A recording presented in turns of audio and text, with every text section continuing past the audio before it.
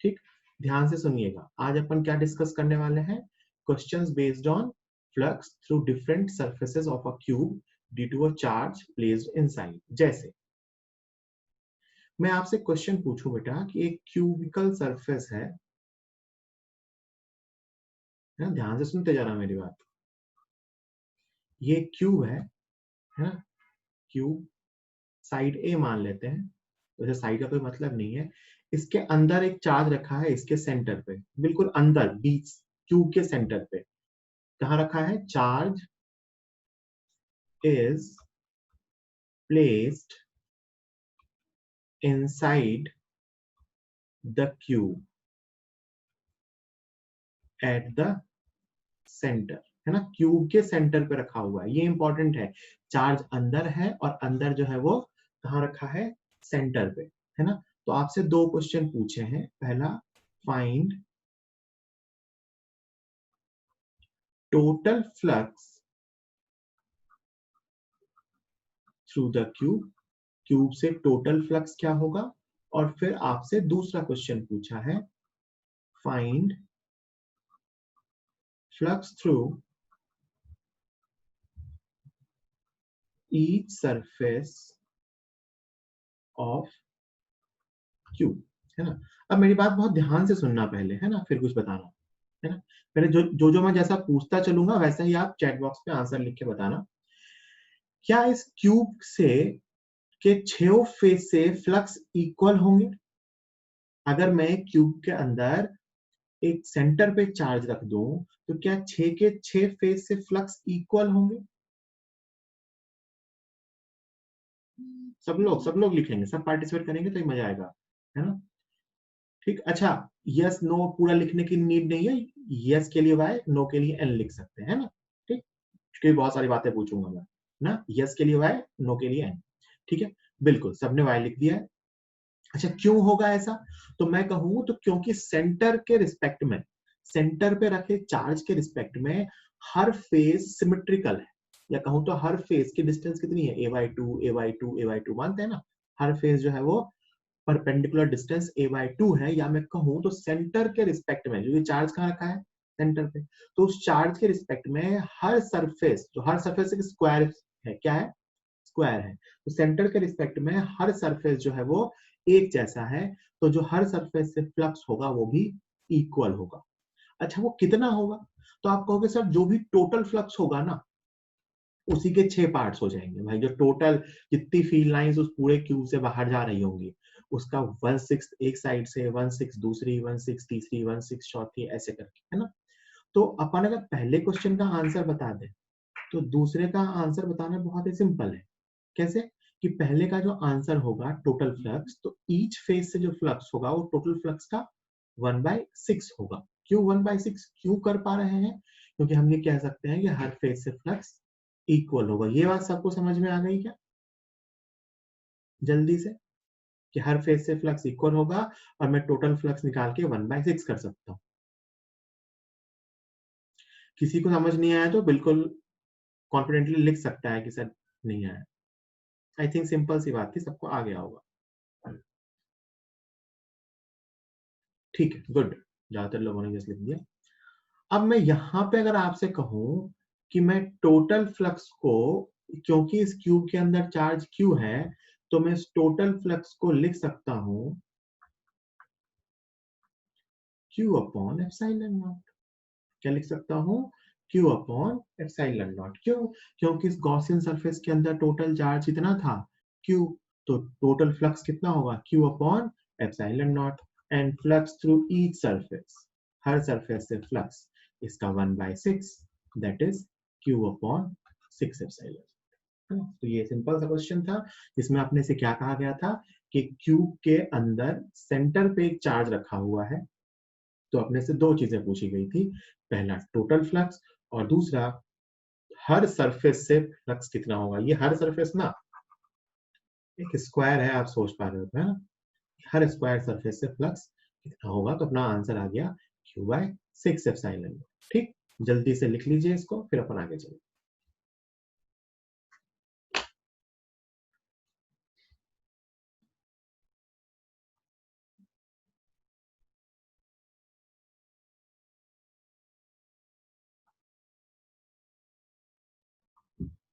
Next question में आपसे कहा गया है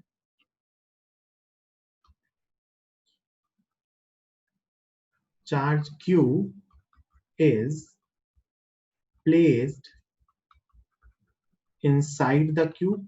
चार्ज क्यूब जो है, क्यू जो है वो इनसाइड द क्यूब तो है, बट नॉट एट सेंटर, लेकिन सेंटर पे नहीं है। तो क्वेश्चन आपसे पूछे हैं, find total flux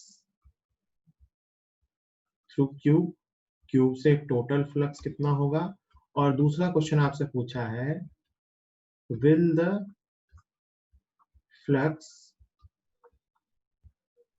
through all surfaces B same. दो क्वेश्चन आपसे पूछे गए हैं कि चार्ज क्यू को अंदर रख दिया है तो टोटल फ्लक्स क्या होगा और क्या हर सरफेस से फ्लक्स इक्वल होगा। पहले का आंसर मैं बता सकता हूं, आंसर अपन जानते हैं क्योंकि अपन गॉस लॉ ही पढ़ रहे हैं। टोटल फ्लक्स होगा Q upon epsilon not. I think इसमें किसी को कोई दिक्कत नहीं है। इसका आंसर बताओ, यस होगा या नो होगा। इसका आंसर अपने को यस और नो की फॉर्म में बताना है कि क्या इस केस में हर फेज से फ्लक्स इक्वल होगा। सब लोग लिखेंगे, जिनके जिनके आंसर मैं देख लूंगा उनका नाम बोल रहा हूँ। कुशल, विशाल, सुमित, रवि, अजय, सब लोग, तनिष्क, अमित। क्वेश्चन समझ में आया ना कि मैंने पूछा है क्या इस केस में हर फेज से फ्लक्स इक्वल होगा। कौन से केस में, जब चार्ज सेंटर पे नहीं है। अमित तक आंसर दिया है लोगों ने, बाकी लोग भी आंसर लिखेंगे। लविकांत, सिर्फ नाम ले रहा हूं जिन्होंने आंसर लिख दिया है। सौम्या, आगे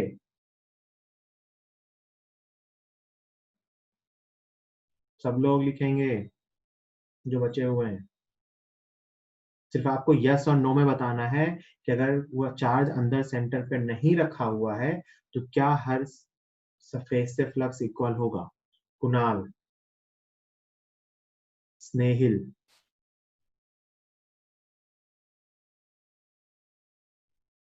सब हो गए क्या। प्रियंका, उत्कर्ष,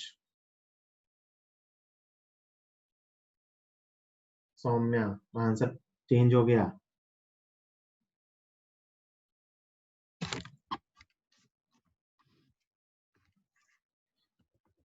ठीक है भाई, तो आंसर है नो।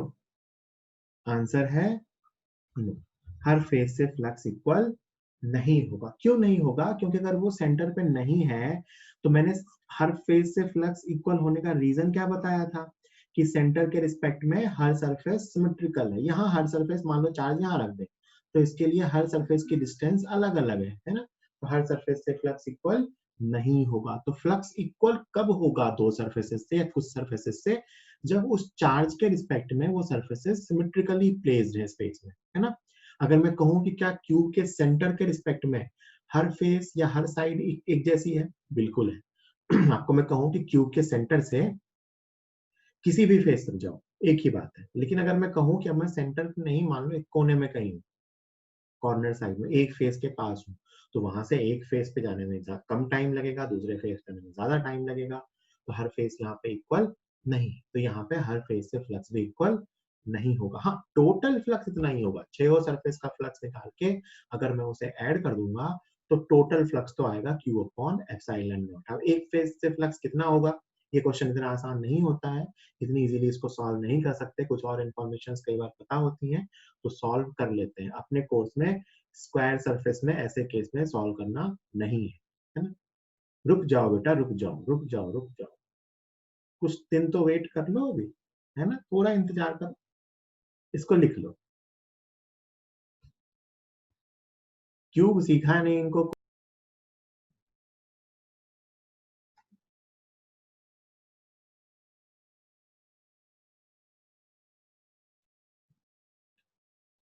ठीक, आई होप लिख लिया होगा सबने। अब एक ये क्वेश्चन है आपके सामने, सब लोग सॉल्व करेंगे और इसका आंसर बताएंगे।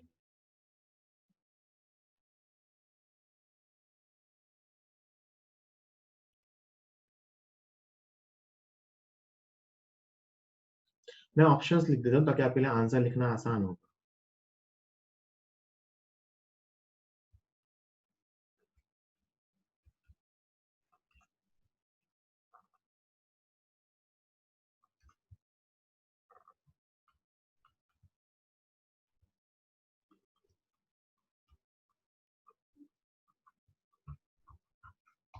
ये क्वेश्चन है, सॉल्व करो।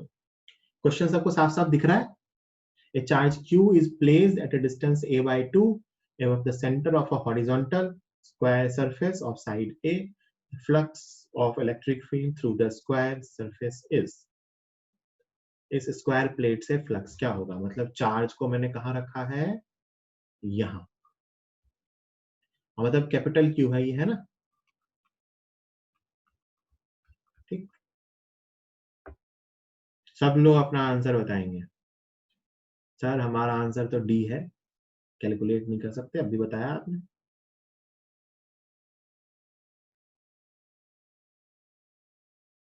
जिन 3 लोगों ने आंसर लिखा है, सुमित, स्नेहिल, अमित, आप तीनों का आंसर सही है। गुड।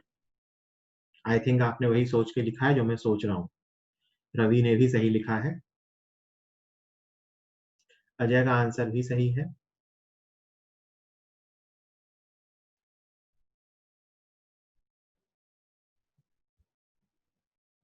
उत्कर्ष, बहुत बढ़िया, है ना? D, can not be calculated.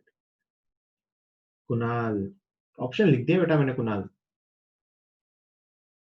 हाँ सही है।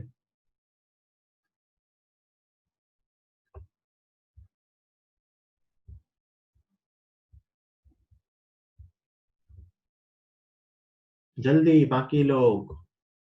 ये बहुत ही फायदा है मतलब ऑनलाइन क्लास का, मतलब उसमें चैट चैट प्राइवेट की हो तो मजा ही आ जाता है। एक को दूसरे का आंसर दिखता ही नहीं है, तो पता ही नहीं चलता कि सर कौन से आंसर को सही कह रहे हैं, कौन से आंसर को गलत कह रहे हैं।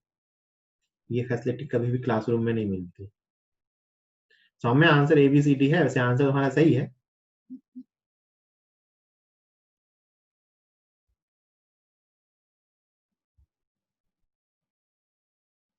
आई थिंक आप सी कह रहे हो ना? हाँ सही है, गुड।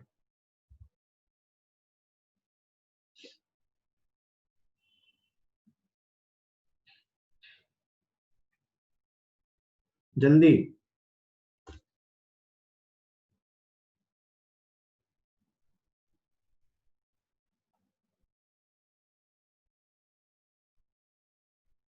8 लोगों के आंसर आ गए हैं। 6 लोग, 7 लोग अभी बचे हुए हैं। हाँ लविकांत सही है, वैसे आंसर सीधा ऑप्शन देख के बता देते, सी।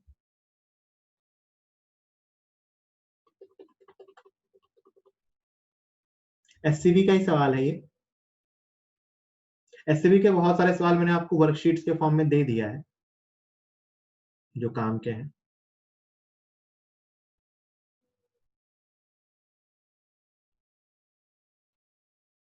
कोई मतलब नहीं है, तुम तो हवा में मान लो, चार्ज भी हवा में है, प्लेट भी हवा में है। कोई मतलब नहीं है, प्लेट कहाँ है? हवा में एक प्लेट है। आपसे हाइपोथेटिकल क्वेश्चन पूछा है। सवाल बहुत है इसके पास, है।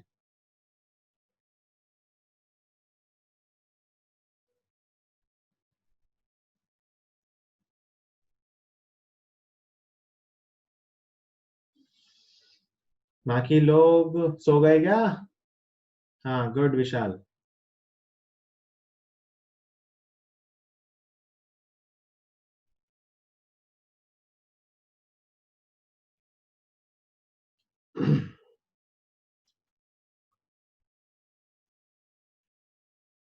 तो आंसर पता ही है आपने, सी है ना? सिंपल सी बात है भाई, ये वही तो है। It is one face of a cube in which charge was at center। भाई याद करो, अपन ने जो पहला केस लिया था उसके अंदर क्या क्वेश्चन था कि एक क्यूब है, क्यूब के सेंटर पे एक चार्ज क्यू रखा हुआ है ना? तो उस क्यूब के कारण हर फेस से फ्लक्स आया था कितना? फ्लक्स थ्रू ईच फेस, क्या आंसर आया था याद है? Q/6 epsilon. हाँ, अब मैं आपसे पूछूं कि सेंटर और उस सरफेस का क्या रिलेशन है, तो आप कहोगे सर वो सरफेस जो है वो एक स्क्वायर प्लेट है ए साइड की, और जो सेंटर है वो उससे a/2 डिस्टेंस पे है। तो ये वही तो केस है, ऐसे ही मैं 6 सरफेस बना दूंगा तो क्यूब कंप्लीट हो जाएगा। तो एक फेस से फ्लक्स क्या आएगा बेटा यहाँ पे, Q/6 epsilon naught. This case was similar to the case when a charge Q was kept at the center of a cube and we had to calculate the flux through each phase. किसी को कोई doubt है तो बताओ वरना आगे चले। जल्दी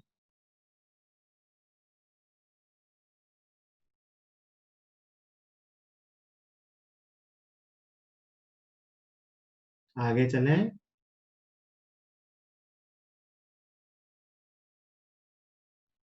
यस लिख दो। बहुत बढ़िया, थैंक यू, गुड। 2 3 4 5 6 7 8 9 10। ठीक है भैया। भाई 2 5 लोग जो है वो बिल्कुल इंटरेक्ट नहीं कर रहे, गलत है ये, है ना। तो तुम्हें इंटरेक्ट करना होगा, क्योंकि समझ के देखो, मतलब एक तो लाइव क्लास है, ऑनलाइन तुम मेरे सामने हो नहीं, तो मेरे लिए भी इंटरेक्ट करना इतना आसान नहीं है ना। तो मैं एक साइड से कितनी कोशिश कर पाऊंगा, है ना। तुम्हें भी अपने तरफ से, अब मैं बोलता रहूं और तुम जो है मोबाइल चला के साइड में सो जाओ, तो मैं यहाँ से तो कुछ कर नहीं पाऊंगा। क्लास में रहोगे तुम्हारे मुंडी पे तो ऊपर से लगा भी सकता हूँ, यहाँ तो मतलब ऑनलाइन में तो कुछ नहीं कर सकते अपन, है ना। तो आपका भविष्य जो है, आपकी पढ़ाई जो है वो आपकी रिस्पॉन्सिबिलिटी है अभी। हम एक लिमिट तक ही हेल्प कर सकते हैं, पीट नहीं सकते हैं यहाँ ऑनलाइन में। बस क्लास में तो मैं पीट पीट के पानी वानी डाल के भी जगा देता हूँ, कोई दिक्कत नहीं है ना। तो यहाँ जो है ध्यान रखेंगे। हाँ, बीच में मैं किसी का अचानक से कैमरा जरूर ऑन कर सकता हूँ, तो ध्यान रहे, है ना। बोल दूंगा अचानक चलो कैमरा ऑन कर दे, तुम सो रहे हो, ठीक है। वैसे ऐसा नहीं करेंगे, तुम समझदार बच्चे हो। ठीक, चलो अगला क्वेश्चन। अगला क्वेश्चन मैंने ये डायग्राम के फॉर्म में पहले से ड्रॉ कर रखा है, आंसर भी लिख रखा है। आपको ये समझना है कि क्या आपको समझ में आ रहा है। Charge is placed, charge is placed at face center of the cube, है ना। अभी सिर्फ इस डायग्राम को देखना, इसको मैं दूसरे मेथड समझाऊंगा। Charge is placed at the face centre of a cube. अच्छा, एक चीज और ध्यान रहे, assume that the charge is a small solid sphere। assume करना है कि चार्ज क्या है, एक छोटा सा सॉलिड स्फीयर है। अब मैं कहता हूं, ध्यान से सुनना मेरी बात, कि अगर मैं ये कहूं कि चार्ज जो है वो फे, फेस सेंटर पे रखा हुआ है, कहाँ रखा हुआ है, फेस सेंटर। तो फेस सेंटर पे रखने के बाद आधा चार्ज अंदर होगा, आधा चार्ज बाहर होगा। सोच के देखो, फील करो। सब लोग कहीं ना कहीं रूम में बैठे होंगे, है ना, पक्की सी बात है, सब लोग रूम में बैठे हैं। अरे हाँ ना बोलो भैया। हाँ, रूम को लगभग लगभग, हाँ ठीक है ठीक है, समझ गए समझ गए समझ गए। रूम को लगभग लगभग मान लो कि एक क्यूब है। अब मान लो कि एक गोला जो है वो एक तुम्हारे दीवार के सेंटर पे रखा हुआ है, बिल्कुल सिमेट्रिकली सेंटर पे, दीवार के सेंटर पे, तुम्हारे रूम के किसी एक दीवार के सेंटर पे रखा हुआ है, बिल्कुल अंदर आधा घुस के। तो क्या तुम्हें ये समझ आ रहा है कि आधा गोला अंदर है, आधा गोला बाहर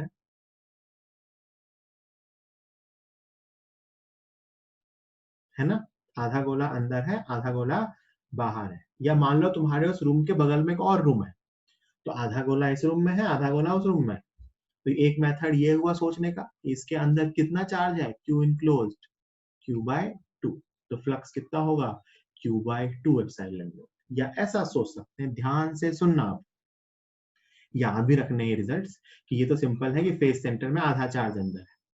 इस केस में इसी को मैंने ऐसा सोचा कि मान लेते हैं इस क्यूब से फ्लक्स फाई था, आधा गोला इसमें है, आधा गोला इसमें है, तो इस क्यूब से फ्लक्स भी फाई होगा। मैंने क्या किया, सिमेट्रिकली उसके बगल में वैसा ही एक और क्यूब बना दिया, ताकि दोनों क्यूब मिलके इस क्यूब, पूरे क्यूब को इंक्लोज कर ले। तो आप इसको ऐसे लिख सकते हो 2q is equal to 2 phi is equal to q upon epsilon naught, so phi is equal to q upon 2 epsilon naught. ये बेटा सोचने के ना दो तरीके हैं। एक तरीके में मैंने आपको सिंपली कहा जिसमें आप ये सोच पाए कि आधा गोला अंदर है।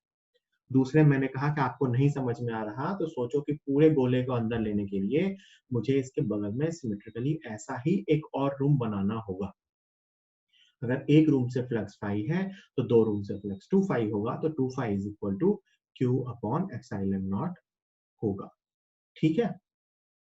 अच्छा, अब यहाँ पे एक बढ़िया सवाल, ध्यान से सुनना, ये मतलब थोड़ा समझने की चीज है जो मैं समझाने जा रहा हूँ। मैंने यहाँ बेटा सरफेसेस की मार्किंग ऐसे नहीं कर रहा, यहाँ 6 सरफेस है ना, क्या उन 6 सरफेस से फ्लक्स इक्वल है? इस केस में क्या 6 सरफेस से फ्लक्स इक्वल है? सब लोग लिखेंगे, सब लोग जल्दी जल्दी। नहीं, इक्वल नहीं है। क्यों? क्योंकि वापस 6 सरफेस उसके रिस्पेक्ट में सिमेट्रिकल नहीं। ठीक, एक चीज मैं बता रहा हूं कि flux through the surface is zero on which charge is kept.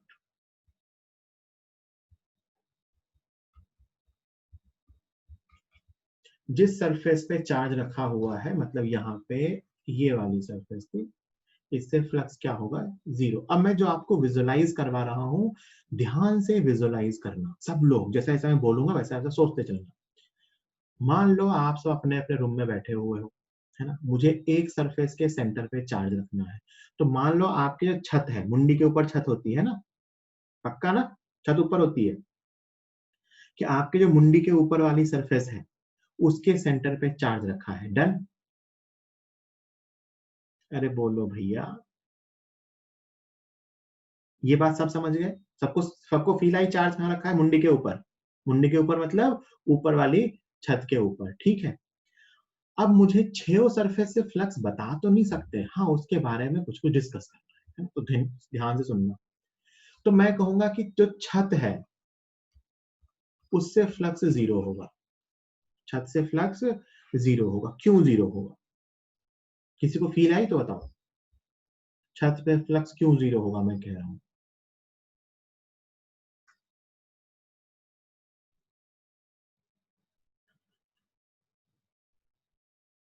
हाँ कह सकते हैं। सोर्स नहीं, ऐसा मान लो कि भाई उससे जो फील्ड लाइन है, या तो चार्ज उसके अंदर है या तो चार्ज उसके बाहर है, तो उससे फील्ड लाइन या तो बाहर की बाहर चले गई या अंदर की अंदर आ गई। सोच के देखो, वो पूरी सरफेस को कोई फील्ड लाइन कट करके नहीं गई। ऐसे ये सरफेस है ना, इसको कोई फील्ड लाइन ऐसे कट करके नहीं गई, तो फ्लक्स नहीं होगा। तो ऐसे एक चीज को ध्यान भी रखेंगे कि चार्ज जिस सरफेस से कांटेक्ट में है उस सरफेस पे फ्लक्स, से फ्लक्स क्या होता है उस चार्ज का? जीरो, क्योंकि उसकी फील्ड लाइन उसके प्लेन में होगी। जैसे मान लो यहाँ एक चार्ज रख दूं, है ना, तो फील्ड लाइन इसके प्लेन में होगी, इसको कट करके नहीं जाएगी, है ना। तो छत से फ्लक्स क्या हो गया? जीरो।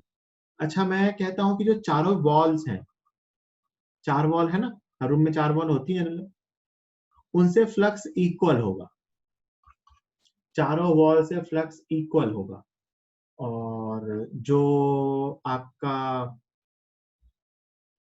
क्या कहते हैं उसको, फ्लोर, उससे जो है वो डिफरेंट होगा, है ना। छत से जीरो, ये एक, ये 4 और ये एक, 6 सरफेस। टोटल फ्लक्स कितना आएगा? Q upon 2 epsilon not. Individual से मैं वैल्यू नहीं बता सकता अभी, लेकिन मैं ये जरूर कह सकता हूँ कि क्या क्या रिलेशन होगा कि भाई चारों वॉल के फ्लक्स इक्वल होंगे। क्यों होंगे? तो छत के बीच में पंखा लगा हुआ है, उस पंखे के रिस्पेक्ट में चारों वॉल एक जैसी है। समझ में आती है बात? चारों वॉल एक जैसी है, तो छत के बीच में जो बल्ब, पंखा, चार्ज कुछ भी मान लो, उसके रिस्पेक्ट में चारों वॉल एक जैसी है, चारों से फ्लक्स एक जैसा हो। जमीन दूर है, ग्राउंड जो है रूम का कंपेरेटिवली वॉल्स के कंपैरिजन में उससे दूर है, तो उससे फ्लक्स डिफरेंट होगा। और छत वाली सरफेस जिससे चार्ज कांटेक्ट में होता है उससे चार्ज क्या होगा? जीरो। अब मैं समराइज कर रहा हूँ, ध्यान से सुन लो। अगर मैं चार्ज को फेस सेंटर पे रख दूं तो फेस सेंटर पे रखने पे आधा चार्ज अंदर होता है, आधा चार्ज बाहर होता है। तो जो क्यूब से टोटल फ्लक्स आएगा वो आएगा क्यू अपॉन 2 एप्सिलॉन नॉट। जिस फेस पे चार्ज को रखा है उस फेस से फ्लक्स जीरो, चारों वॉल से इक्वल, और जो सबसे ऑपोजिट वाली सरफेस है उससे कुछ डिफरेंट आएगा। अगर आपको सॉलिड स्टेट का थोड़ा बहुत आइडिया है तो ये आपको थोड़ी बहुत इसकी ज्यादा अच्छे से फील आ पाएगी, वहां पे मैक्सिमम ऐसी ज्योमेट्रीज अपन सीखते हैं। ठीक, जल्दी से इसको लिख लीजिए फिर अपन आगे चलेंगे। मतलब mainly Q by two epsilon not ध्यान रखना होता है, ये कौन सी वॉल से इक्वल कौन सी वॉल से इक्वल नहीं होगा, ये मैंने आपको एक्स्ट्रा बता दिया।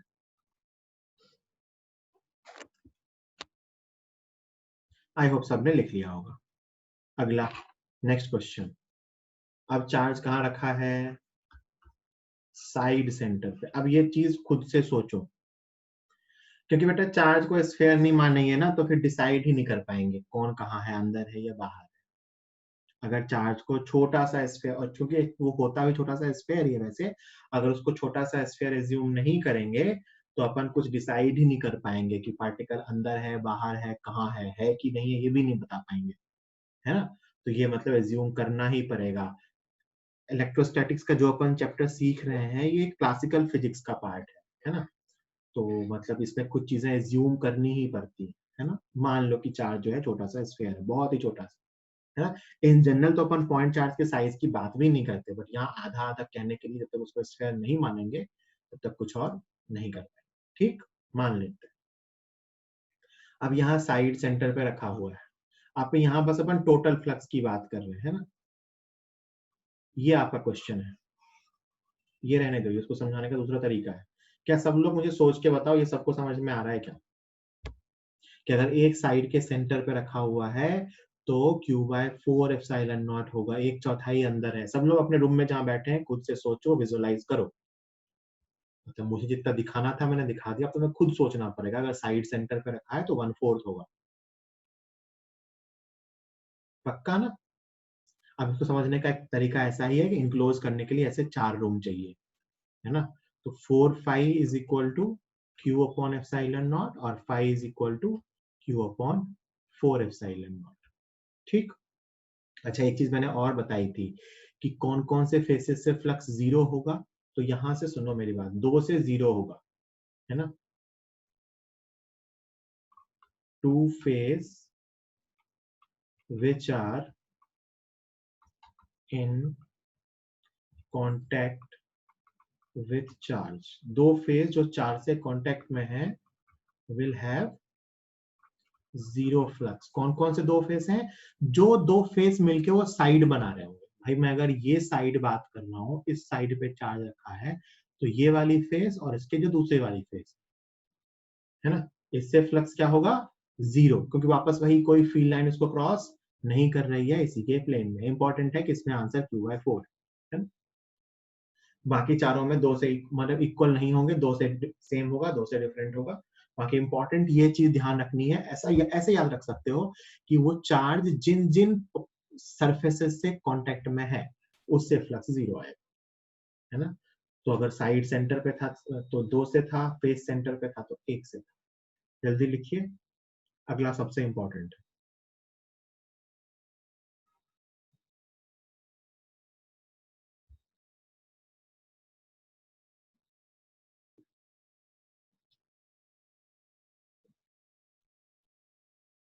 जल्दी।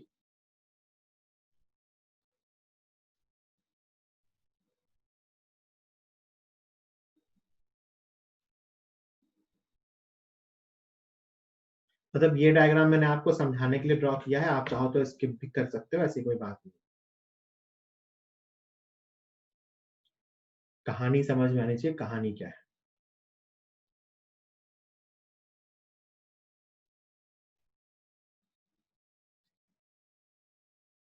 कि देखने के दो तरीके होते हैं, एक बार ये देखना कितना चार्ज अंदर है कितना बाहर है, दूसरा होता है कि हम उसी चीज जिसमें चार्ज रखा है उसकी सिमेट्रिकल चीजों को रेप्लिकेट करके बना देते हैं, तो हमें पता चल जाता है।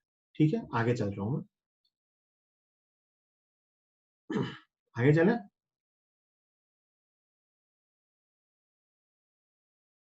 यस लिख दो।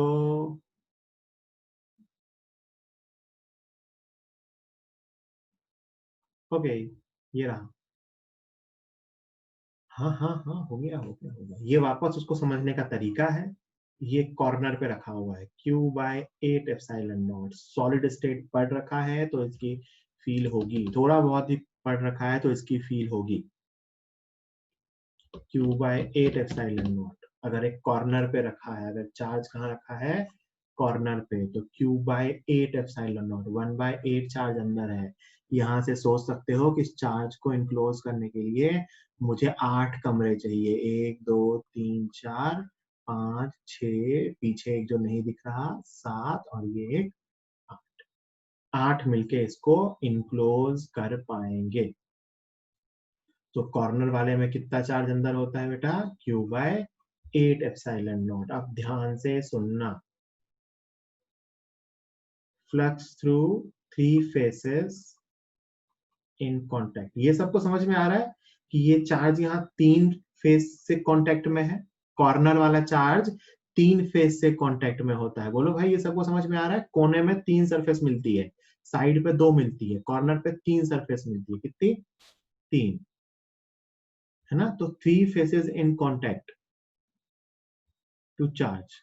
तो जो 3 सरफेस चार्ज के कांटेक्ट पे हैं, उनसे फ्लक्स कितना होगा? 0। वो कौन कौन सी सरफेस है इस डायग्राम में? ये वाली, ये वाली और ये वाली। इनसे कोई फ्लक्स नहीं होगा क्योंकि कोई फील्ड लाइन इसको क्रॉस करके नहीं जा रही। And flux through remaining 3 faces are equal, और इक्वल है, टोटल इतना था, तो उनमें से ईच से फ्लक्स कितना होगा? Q/24 epsilon not. 6 फेस होते हैं एक कॉर्नर पे रखा, तो जिन 3 फेसेस से मिलके वो कॉर्नर बना है, उन तीनों फेस से फ्लक्स 0 होगा, और जो बाकी 3 फेस बच गए उन तीनों से फ्लक्स इक्वल होगा, और Q/24 एप्सिलॉन नॉट होगा। अब तुम कहोगे सर इक्वल क्यों होगा? क्योंकि मैं कहूंगा कि एक कॉर्नर के रिस्पेक्ट में जो बाकी तीनों फेस बच गए वो एक जैसे हैं। जरा अपने रूम में सोच के देखो सब लोग कि एक कोने के रिस्पेक्ट में बाकी तीनों फेस एक जैसे हैं। उसकी डिस्टेंस सोच लेना, नियरेस्ट डिस्टेंस सबकी ए है। वो जो एक प्लेन बनेगा ना, ये कॉर्नर है, तो यहाँ से इस प्लेन की डिस्टेंस भी ए है, इस प्लेन की डिस्टेंस भी ए है, और इस प्लेन की डिस्टेंस भी ए है ना? विजुलाइज करना, दिख जाएगा, जल्दी से इसको लिख लो। काम की बात क्या है कि साइड पे, सॉरी, अगर पूरा चार्ज अंदर है तो फ्लक्स कितना? Q/एप्सिलॉन नॉट। फेस सेंटर पे रखा तो कितना? Q/2 epsilon not.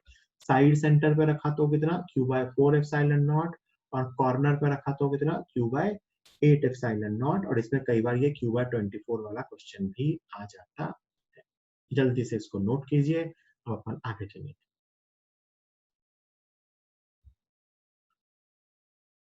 सब लोगों को ये विजुअलाइज करने का काम है कि जिस कॉर्नर पे चार्ज रखा है उसके बाकी तीनों फेस, मतलब जो उस कॉर्नर के कांटेक्ट में नहीं है, वो एक जैसे हैं। सबको इसको विजुअलाइज करना है खुद से बाद में।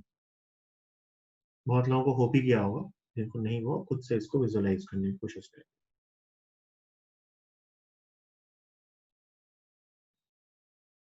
जल्दी लिखिए।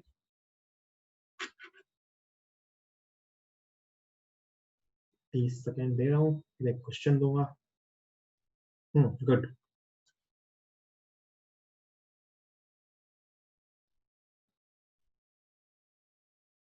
अच्छा, तुम्हें ये समझ में आ रहा है क्या मैं क्या समझाना चाह रहा हूं तुम्हें?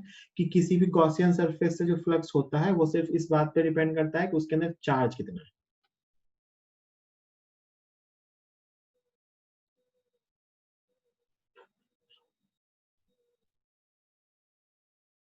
चलिए, आई थिंक अगली स्लाइड पे सवाल होगा। ये सवाल सब लोग सॉल्व करेंगे और आंसर बताएंगे। सब लोग ये क्वेश्चन सॉल्व करेंगे और आंसर बताएंगे। अपने को ये तो समझ में आ रहा है कि हर कॉर्नर पे एक चार्ज रखा हुआ है, तो अगर हर कॉर्नर पे एक चार्ज रखा हुआ है तो जो टोटल फ्लक्स होगा, कॉर्नर वाला केस है ना, तो बाय 8 आएगा, हर चार्ज का बाय 8 आएगा, तो वो आएगा Q total, just a minute, flux, total flux is equal to total charge जो अंदर, जो यहाँ कॉर्नर्स पे है, बाय 8 एप्सिलॉन नॉट, है ना। Q टोटल 36 आ रहा है, 36 माइक्रोकूलम इंटू 10 की पावर -6 अपॉन 8, और जो 1 अपॉन एप्सिलॉन नॉट है ना, इसकी वैल्यू 1 अपॉन एप्सिलॉन नॉट वाली टर्म, इसकी वैल्यू उन्होंने क्या रखी है, ये ले लो, होती भी यही है, 9 इंटू 10 की पावर 9। तो ये टोटल चार्ज जो है उसका 1/8 इंटू दिस, इसको सॉल्व करोगे ये आ जाएगा 162 pi into 10 raise to power 3 newton metre square पर कूलम, है ना। बाकी कैलकुलेशन थी, ये 2 बार में कैंसिल होगा, ये 18 बचेगा, मल्टीप्लाई हो जाएगा, तो ये है। वैसे मतलब सिर्फ 10 की पावर से था यहाँ, सिर्फ 10 की पावर भी ढंग से देख लेते तो काम चल जाता, है ना। आई थिंक इसमें किसी को कोई दिक्कत नहीं है, अब अपन आगे चलेंगे। ठीक, एक हाइपोथेटिकल क्वेश्चन,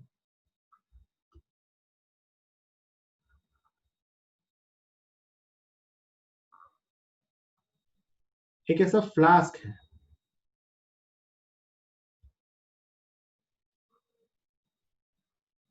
ये क्या है भैया, फ्लास्क है, इसके माउथ पे एक चार्ज रखा हुआ है Q, find flux through the flask, find flux through flask, क्या आएगा भाई, फ्लास्क से फ्लक्स कितना आएगा, सोचो कैसे करें। वही मेथड, आधा चार्ज अंदर होगा आधा बाहर होगा, या ऐसा ऊपर एक और फ्लास्क बना लेंगे, है ना, दोनों मिलके चार्ज को अंदर कर रहे हैं, तो मैं एक चार्ज एक फ्लास्क से लिखूं, from one flask Q enclosed is equal to Q/2, भाई दो एक के माउथ पे रखा है ना, तो मतलब आधा इसमें होगा, आधा एक उल्टा ऊपर और रखेंगे, तो फ्लक्स कितना होगा, Q/2 एप्सिलॉन। कभी भी सरफेस पे रखा मिले तो इसका मतलब आधा अंदर है आधा बाहर है, ये सिंपल। ठीक है, जल्दी लिख लीजिए।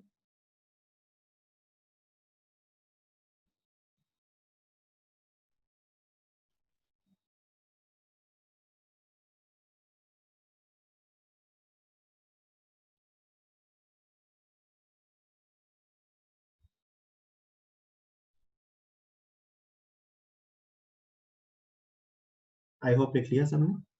चलो अगला क्वेश्चन, ध्यान से सुनना भाई।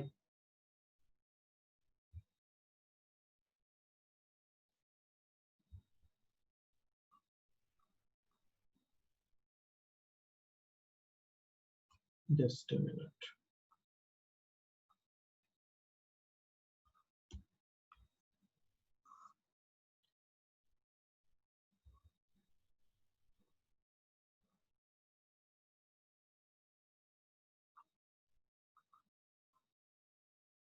एक ऐसी क्यूबिकल सरफेस रखी हुई है, इसका फ्रंट आपको दिखा रखा है, ये वाई एक्सिस है, ये एक्स एक्सिस है, ये उसका अगला फेस है, ठीक है। क्यूब है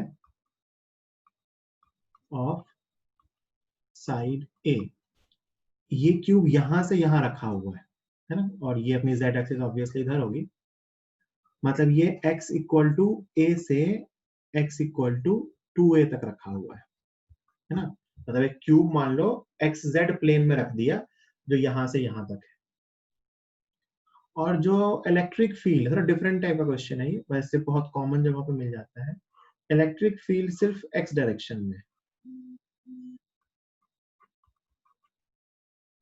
और एक्स डायरेक्शन में जो इलेक्ट्रिक फील्ड है उसका फंक्शन है ई नॉट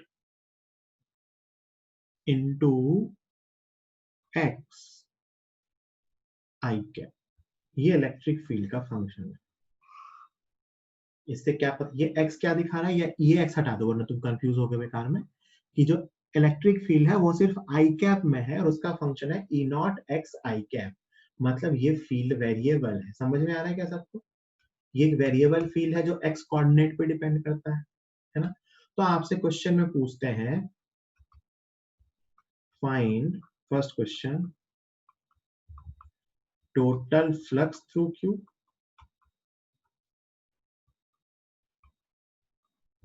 और सेकेंड क्वेश्चन पूछते हैं, फाइंड चार्ज इनक्लोज्ड इन क्यू, है ना। पहला क्वेश्चन पूछते हैं क्यू से फ्लक्स बताओ, दूसरा पूछते हैं बताओ क्यूब में कितना चार्ज इनक्लोज है। अब मेरी बात बहुत ध्यान से सुनना, मैं ही क्वेश्चन बता रहा हूँ, है ना। भैया ये तो सबको समझ में आ गया कि जो भी फ्लक्स होगा वो सिर्फ इस सरफेस से होगा और इस सरफेस से होगा, बाकी चारों सरफेस से फ्लक्स क्या होगा, जीरो। पैरेलल एक्स एक्सिस के पैरेलल जा रही है तो उसके परपेंडिकुलर जो क्यूब का फेस है, फ्लक्स सिर्फ उसी फेस से मिलने वाला है, बाकी चारों फेस से फ्लक्स नहीं मिलने वाला। अच्छा, फील्ड का फंक्शन पता है, मतलब यहाँ पे जो फील्ड की वैल्यू होगी वो होगी बेटा, एक्स रख देंगे 2a, तो ई नॉट इंटू टू ए, और यहाँ जो फील्ड होगी वो होगी ई नॉट इंटू ए। मैं इसको फेस 1 कह रहा हूँ, इसको फेस 2 कह रहा हूँ, बहुत ध्यान से सुनना। Flux through face 1 is equal to minus E naught into A square minus E naught A cube, और flux through 2 is equal to plus E naught into X कितना है 2a into A square, that is plus 2 E naught A cube. इससे flux negative, इससे flux positive, क्योंकि इसका area vector इधर बेटा और इसका एरिया वेक्टर इधर की तरफ। तो जो इंटरिंग फ्लक्स होता है वो नेगेटिव होता है, आउटगोइंग फ्लक्स पॉजिटिव होता है। और इसको मैंने ऐसा सिंपली कैसे लिख दिया, क्योंकि मुझे हर एक्स कोऑर्डिनेट पे फील्ड का फंक्शन पता था, ई नॉट इंटू एक्स। तो जब मैं x इक्वल टू ए वाली सरफेस पे लिखूंगा तो x की वैल्यू a रख दूंगा, तो आ गया फील्ड ई नॉट इंटू ए, और साइड और सरफेस का एरिया कितना है ए स्क्वायर, तो फ्लक्स कितना आ गया minus E naught A cube.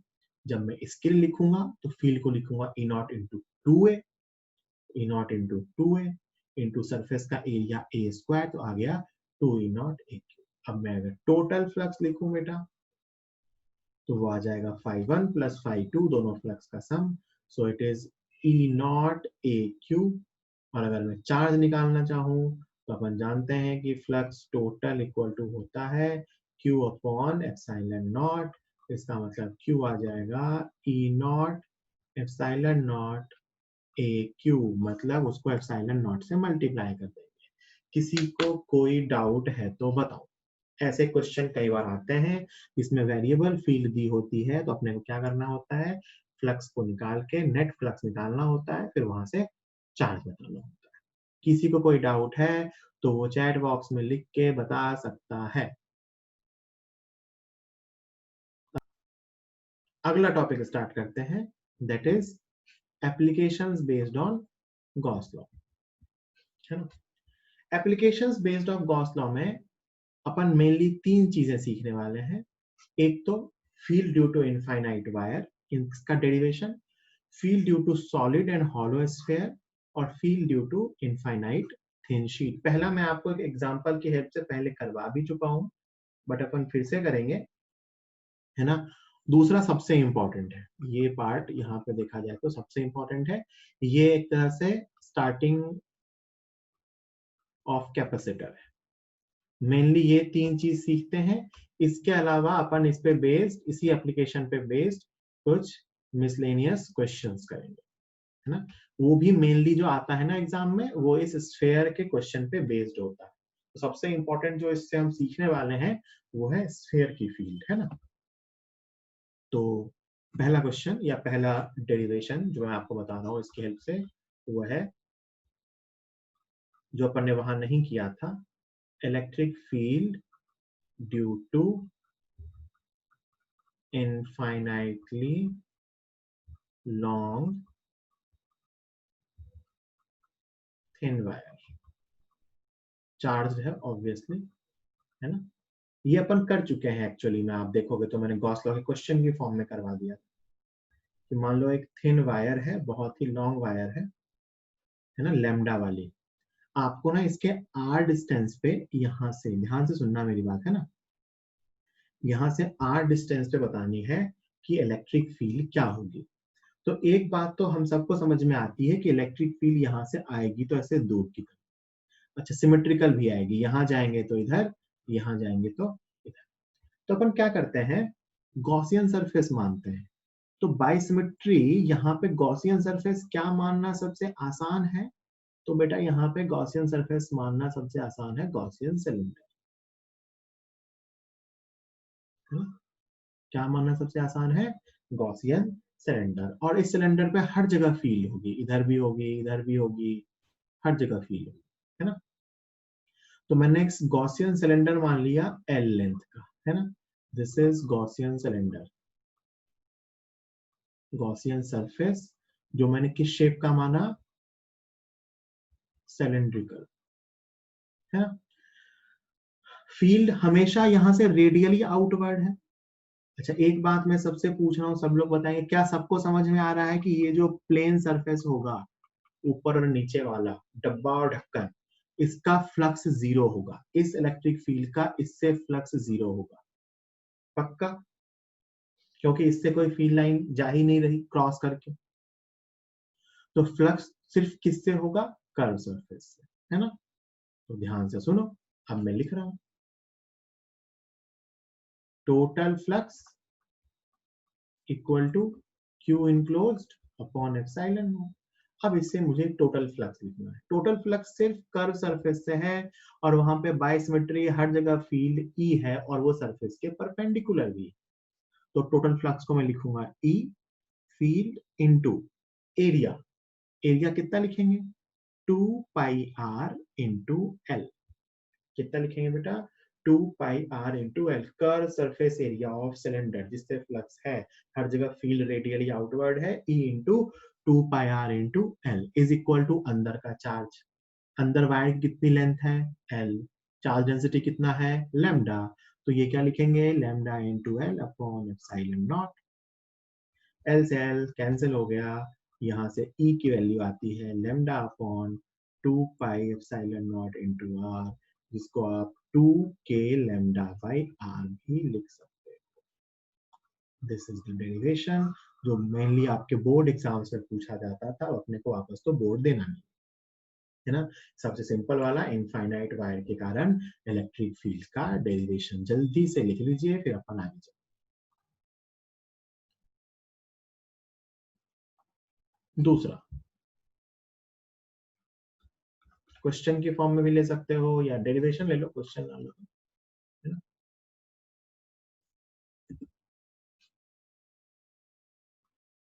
ठीक है। सबसे पहले मैं कुछ क्लासिफिकेशन लिख रहा हूं, ध्यान से देखते चलना, है ना, बहुत ध्यान से देखना, याद करने में आगे काम आएगा। स्फेयर, स्फेयर दो टाइप के हो सकते हैं,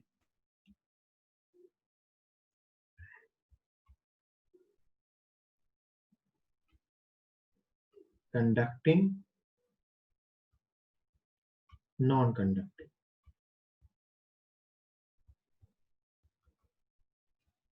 कंडक्टिंग स्फेयर दो टाइप के हो सकते हैं, hollow, solid. Non conducting sphere दो टाइप के हो सकते हैं, हॉलो और सॉलिड, है ना।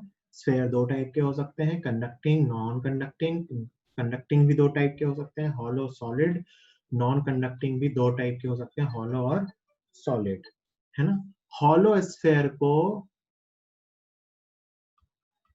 बहुत बार स्फेरिकल शेल कह देते हैं, है ना। हॉलो स्फेयर को बहुत बार क्या कह देते हैं, स्फेरिकल शेल। अब मैं जो कहने जा रहा हूं उसको बहुत ध्यान से सुनना, वो ये है कि ये तीनों एक ही हैं। एक ही है मतलब इनकी फील्ड का फॉर्मूला सेम होता है, same relation for field and potential. इन तीनों के लिए फील्ड और पोटेंशियल का फॉर्मूला सेम होता है। तो डिफरेंट कौन है बेटा, सॉलिड नॉन कंडक्टिंग स्फीयर। और सेम क्यों होता है, क्योंकि मैं नीचे एक लाइन लिख रहा हूं, if we give charge to a conducting sphere, it comes to its outer surface। ये कहा जाता है आउटर सरफेस पे। अभी सिर्फ इतना ही जानेंगे, आगे मैं कंडक्टर का टॉपिक लूंगा, उसमें डिटेल में बताऊंगा कब क्या कैसे होता है। अभी आप इतना समझो कि अगर मैं कंडक्टिंग स्फीयर को चार्ज दूंगा तो वो कहाँ आ जाएगा, उसकी आउटर सरफेस पे, है ना। अगर अंदर कुछ भी नहीं है, कैविटी वैविटी कोई बात नहीं हो रही, अंदर कोई चार्ज नहीं है, तो मैं कंडक्टिंग स्फीयर को जो भी चार्ज दूंगा वो कहाँ आ जाएगा, उसकी आउटर सरफेस पे। और किसी चार्ज की बात हो ही नहीं रही है, सिर्फ कंडक्टर को चार्ज दे रहे हैं। अब आप फील करके देखो कि आपने एक हॉलो कंडक्टर को चार्ज दिया, वो भी कहाँ गया, आउटर सरफेस पे। आपने एक सॉलिड कंडक्टर को चार्ज दिया, वो भी कहाँ गया, आउटर सरफेस पे। आपने एक हॉलो नॉन कंडक्टर को चार्ज दिया, वो भी कहाँ है, सरफेस। हॉलो में तो कोई बात ही नहीं है, चार्ज कहाँ है, सरफेस पे।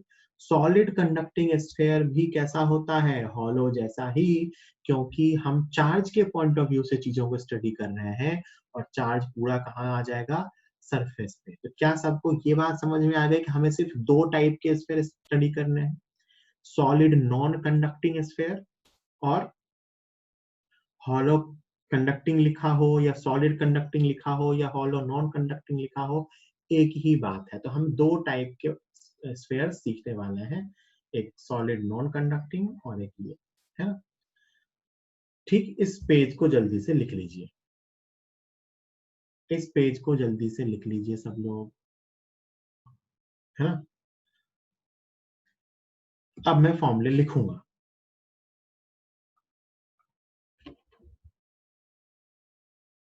तो सबसे इंपॉर्टेंट जिसके लिए लिखना है वो है, मैं सीधा लिख रहा हूँ हॉलो स्फीयर। हॉलो स्फीयर लिखने का मतलब है मैंने दोनों टाइप के हॉलो स्फीयर लिख दिए है ना, कंडक्टिंग नॉन कंडक्टिंग दोनों, और solid conducting sphere. Hollow sphere कहने का मतलब है दोनों टाइप के, सॉलिड कंडक्टिंग स्फीयर, इनके फॉर्मूले सेम होते हैं। इलेक्ट्रिक फील्ड में कहां कहां पूछ सकता हूं, अंदर पूछ सकता हूं, सरफेस पे पूछ सकता हूं, और बाहर पूछ सकता हूं, है ना। स्फीयर का चार्ज Q है और रेडियस कैपिटल R है। R है एक term, R is the distance of point from centre of sphere. जिस पॉइंट पे फील्ड बतानी है उसका स्फीयर के सेंटर से डिस्टेंस है ना। अंदर फील्ड जीरो होती है, कैसे होती है, क्यों होती है, प्रूव करेंगे नेक्स्ट टर्म पे, है ना। सरफेस पे फील्ड होती है K Q by capital R square, और बाहर फील्ड होती है K Q by small R square. मैंने आपको स्मॉल आर का मतलब बता दिया, इसका मतलब अंदर के लिए small R less than capital R होता है, बाहर के लिए small R equal to capital R होता है, सॉरी सरफेस के लिए, और बाहर के लिए small R greater than capital R. अंदर फील्ड जीरो, सरफेस पे field K Q by R square, बाहर field K Q by small R square. अगर मैं इसको ग्राफ में प्लॉट करूं इस फील्ड को, तो electric field versus distance r, r is the distance from center of the sphere, small r is the distance from center of the sphere। r equal to r तक तो कोई भी field नहीं थी, यहां से फील्ड स्टार्ट हुई, है ना, कितनी वैल्यू थी, के क्यू बाय आर स्क्वायर, और 1 बाय आर स्क्वायर के अकॉर्डिंग फील्ड कम होती चली। ई आउटसाइड है ये, it is proportional to 1 upon R square. ये हॉलो स्फेयर की फील्ड है। अंदर 0, सरफेस पे के क्यू बाय आर स्क्वायर, बाहर K Q by small R square. अब मैं नीचे एक लाइन लिख रहा हूं कि फॉर आउटसाइड एंड, ये चलो ये लाइन यहां नहीं लिखूंगा, ये मैं एक साथ लिख दूंगा, है ना। इसमें किसी को कोई डाउट होना भी नहीं चाहिए, क्योंकि कुछ बताया ही नहीं मैंने, सिर्फ लिखा है फॉर्मूला। अंदर 0, सरफेस पे के क्यू बाय आर स्क्वायर, बाहर K Q by small R square, है ना। इंपॉर्टेंट ये है कि आपको दिख रहा होगा कि सरफेस और बाहर पॉइंट चार्ज की फील्ड जैसा फॉर्मूला है, बिल्कुल सही सोच रहे हो, है ना। सरफेस पे और बाहर फॉर्मूला कैसा है, जैसा कि पॉइंट चार्ज का फॉर्मूला होता है। अंदर क्या है, 0। ये किसकी फील्ड है, हॉलो स्फेयर की या सॉलिड कंडक्टिंग स्फेयर की at a distance r from the centre, है ना। जल्दी से इसको नोट कीजिए।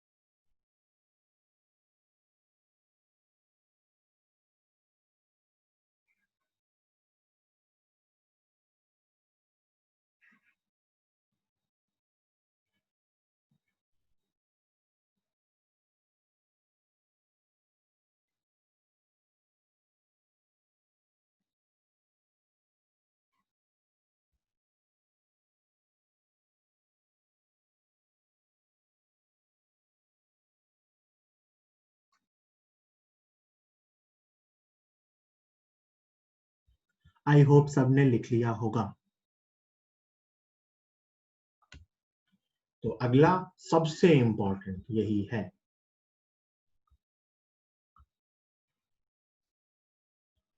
सॉलिड नॉन कंडक्टिंग स्फेयर, वो भी uniformly charged solid non conducting sphere. और ये और के बाद जो लिख रहा हूं बहुत इंपॉर्टेंट है, यूनिफॉर्मली चार्ज्ड सॉलिड स्फेयर। बेटा नॉन कंडक्टिंग स्फेयर ही यूनिफॉर्मली चार्ज हो सकता है, सॉलिड स्फेयर। कभी भी कंडक्टिंग स्फेयर जो सॉलिड होगा वो यूनिफॉर्मली चार्ज नहीं होगा। यूनिफॉर्मली चार्ज होने का मतलब मैं उसको चार्ज दूं तो हर जगह चार्ज है, अंदर बाहर सब जगह, मतलब अंदर पूरी पूरे मटेरियल में। कंडक्टर के बारे में मैंने आपको बताया कि कंडक्टर को जो भी चार्ज देते हैं वो कहाँ जाता है, बाहर। तो कंडक्टिंग सॉलिड स्फेयर कभी भी यूनिफॉर्मली चार्ज हो ही नहीं सकता। तो क्वेश्चन में या तो आपसे साफ साफ कह देगा सॉलिड नॉन कंडक्टिंग स्फेयर, या आपसे कहेगा यूनिफॉर्मली चार्ज सॉलिड स्फेयर। एक ही बात है ना। कई बार इसको एक और नाम से देते हैं, वो भी लिख देता हूं, डाइलेक्ट्रिक स्फीयर। ये क्वेश्चन में कई बार लैंग्वेज की फॉर्म में होता है, बच्चे देख के डरते हैं। इन सब का एक ही मतलब है कि आपको नॉन कंडक्टिंग सॉलिड स्फीयर कहा गया है। क्या क्या इसका मतलब, कि या तो कह ही दे कि सॉलिड नॉन कंडक्टिंग स्फीयर, या कह दे dielectric sphere solid of course, या कह दे यूनिफॉर्मली चार्ज सॉलिड स्फीयर। इन तीनों का एक ही मतलब है कि ये चार्ज स्फीयर है ना, ऐसा कुछ। पूरे मटेरियल में चार्ज है, और चार्ज डेंसिटी कौन सी डिफाइन होगी बेटा, रो। और रो की वैल्यू होगी Q upon 4/3 pi R cube. क्या होगी, Q upon total volume 4/3 pi R cube. है ना। R small R capital R आप जानते हो, है ना। अब मैं वापस वो 3 फील्ड के फॉर्मूले लिख रहा हूँ, इसका प्रूफ सबसे इंपॉर्टेंट है जो मैं नेक्स्ट टाइम पे करूंगा, है ना। बट जो रिजल्ट लिख रहा हूँ वो इक्वली इंपॉर्टेंट है। इनसाइड मतलब R less than capital R, surface मतलब R equal to capital R, outside मतलब आर ग्रेटर देन कैपिटल। भाई बहुत ही आसान है याद करना, ये दोनों फॉर्मूले तो वैसे के वैसे ही रहे, इनमें कोई चेंज नहीं आया, ये जैसा पिछले क्वेश्चन में था वैसा यहाँ है, जो भी कहानी है ना वो सिर्फ इसकी है। और इसका फॉर्मूला है K Q R upon R cube, और that is equal to rho R upon 3 epsilon.